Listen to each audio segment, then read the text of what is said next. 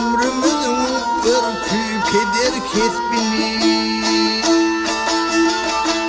Türkmenin halkını doğan neslini dilmesina edip seyyarın vatan.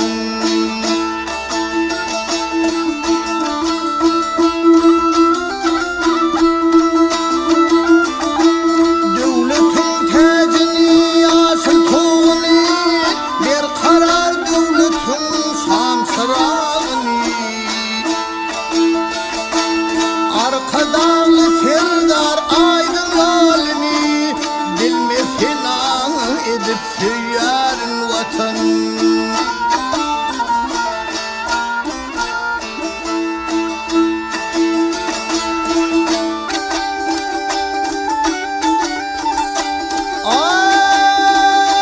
Merdana gerçeklen zahmet gençini Görkanı dinanlın sunut gencini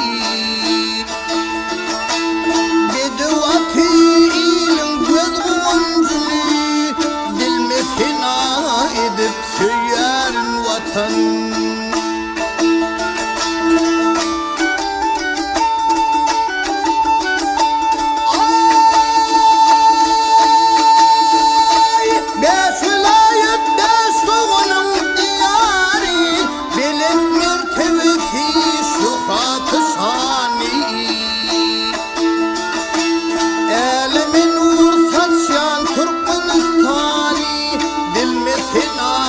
Edip seyyarın vatan.